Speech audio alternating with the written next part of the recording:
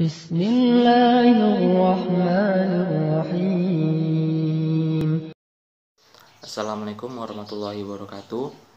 Nama saya Abdillah Diaksa dari KSC Perbankan Syariah. Di sini saya akan menjelaskan tentang macam-macam hukum nun mati dan tanwin dan mat beserta contohnya. Langsung saja. Yang pertama ada idhar halki. Menurut bahasa, idhar itu artinya jelas. Dan secara istilah, pengertiannya adalah hukum bacaan apabila nun mati atau tanwin bertemu dengan salah satu huruf idhar halki. Halki itu sendiri artinya tenggorokan. Maka cara mengucapkannya harus jelas juga. Huruf-huruf idhar halki yang pertama ada hamzah, kemudian kha, ain, ha, dan ghain, dan ha. Ada 6. Contoh, salah satu contoh bacaannya adalah Bismillahirrahmanirrahim. Narun hamiyah. Jadi tanwin bertemu dengan ha, itu cara membacaannya harus jelas. Kemudian yang kedua ada idgham biguna. Idgham itu terbagi menjadi 2. Yang pertama ada idgham biguna dan idgham bila gunah. Yang pertama idgham biguna. Idgham biguna itu artinya melebur dan disertai dengungan, atau yang berarti memasukkan salah satu huruf nun mati atau tanwin ke dalam huruf sesudahnya, dan lafal dari idgham biguna tersebut haruslah mendengung jika bertemu 4 huruf, yakni yang pertama ada ya, nun, mim, dan waw. Contoh dari idgham biguna yaitu Bismillahirrahmanirrahim, biharbim minallah. Nah, di situ ada tanwin bertemu dengan huruf mim. Nah, jadi cara bacaannya itu harus dileburkan atau dimasukkan. Yang ketiga ada Yang kedua dari idgham itu yaitu idgham bila gunah. Jadi idgham bila gunah itu pengertiannya melebur tanpa dengung, atau maksudnya memasukkan huruf nun mati atau tanwin ke dalam huruf sesudahnya tanpa disertai suara yang mendengung. Nah, hukum bacaan tersebut berlaku jika nun atau tanwin bertemu huruf lam dan ro. Jadi huruf dari idgham bila gunah itu ada 2, yakni lam dan ro. Contoh dari hukum bacaan idgham bila gunah adalah Bismillahirrahmanirrahim, fa illam taf'alu. Nah, jadi di situ ada nun mati bertemu dengan huruf lam. Jadi di situ dapat dihukumi hukum bacaan idgham bila gunah. Selanjutnya yang ketiga ada hukum bacaan iklab. Iklab itu pengertiannya adalah suatu hukum bacaan Al-Quran yang terjadi apabila ada nun mati atau tanwin bertemu dengan salah satu huruf. Nah, huruf tersebut adalah huruf ba. Nah, dalam bacaan ini, bacaan nun mati atau tanwin tidak lagi dibaca. Jadi sebagai nun atau tanwin itu berubah bunyi, yakni menjadi huruf mim. Contoh dari iklab yaitu Bismillahirrahmanirrahim, layum badanna. Nah, jadi situ ada nun mati bertemu dengan huruf ba. Jadi nun matinya itu diganti dengan huruf mim. Nah, selanjutnya yang keempat ada ikhfa hakiki. Nah, ikhfa itu artinya menyamarkan. Nah, istilahnya hukum bacaan ini itu berlaku apabila huruf nun mati atau tanwin bertemu dengan huruf-huruf ikhfa yang ada 15. Nah, selain dari huruf-huruf hukum-hukum bacaan yang lainnya. Jika bertemu dengan huruf-huruf tersebut, maka nun mati atau tanwin tersebut harus dibaca samar atau antara bacaan idhar dan bacaan idgham.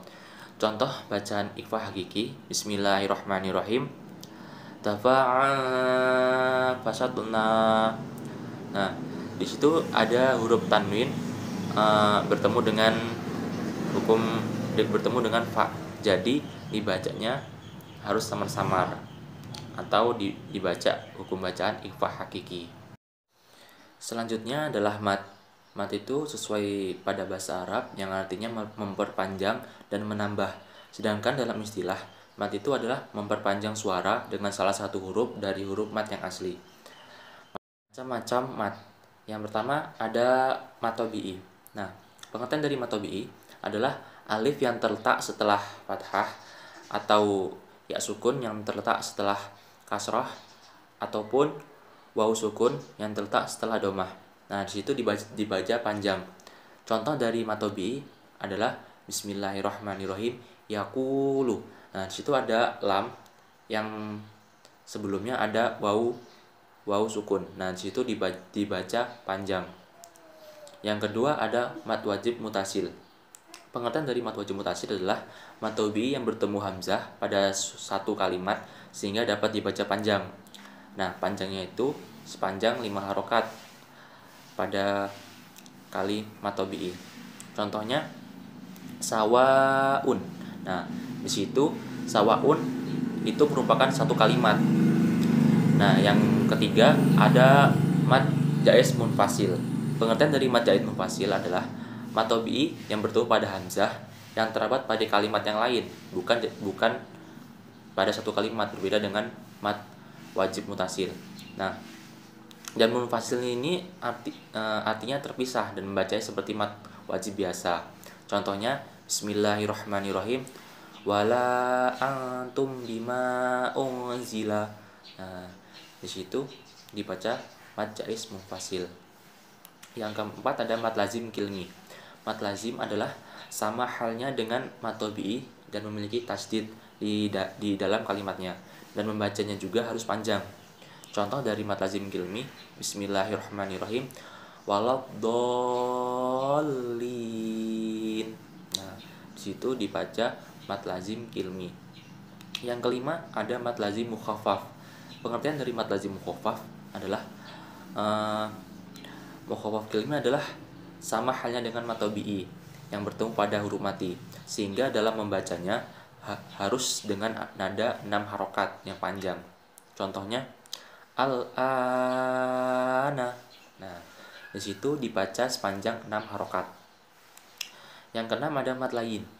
Mad lain pengertian adalah sebuah wawu sukun yang bertemu ya sukun dan berharokat fathah, sehingga dalam membacanya nada yang lunak dan lemas.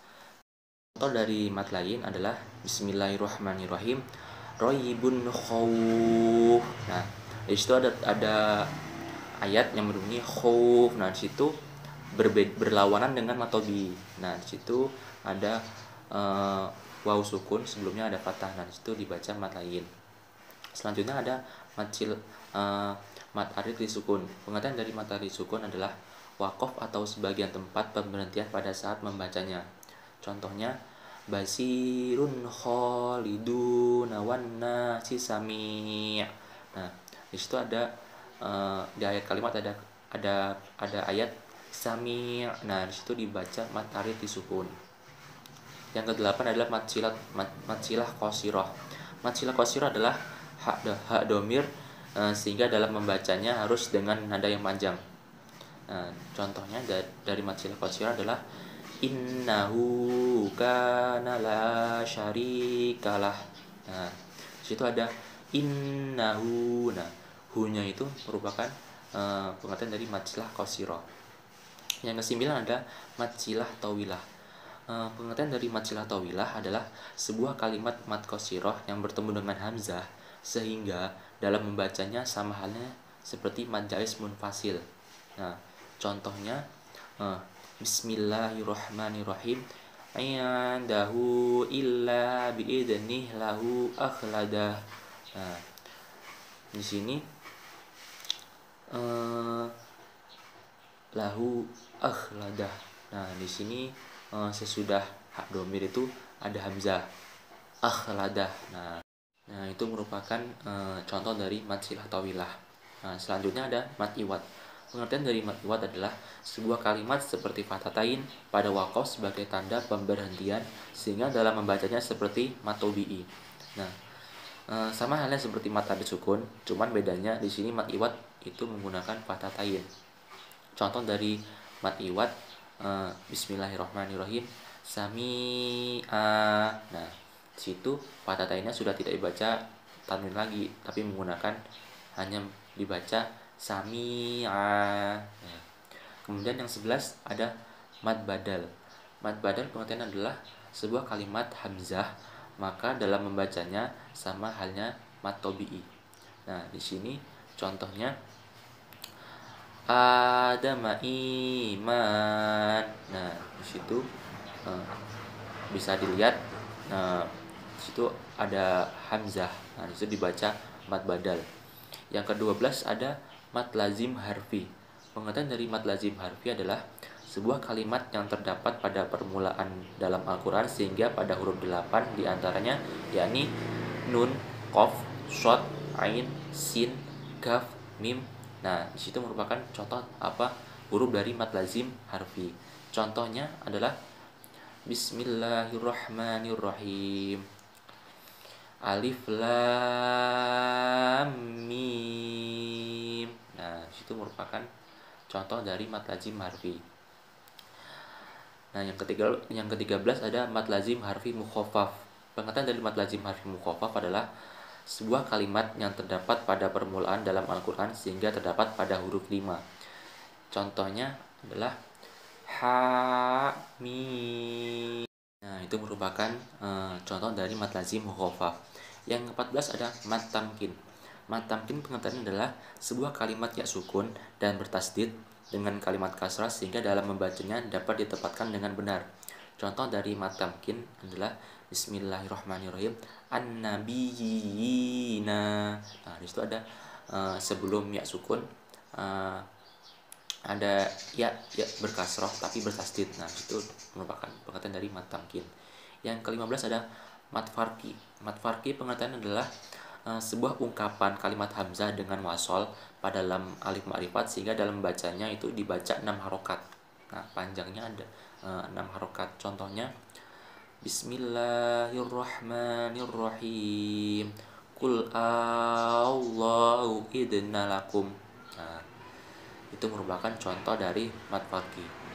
Demikian penjelasan hukum nun mat atau tanwin dan mat dari saya.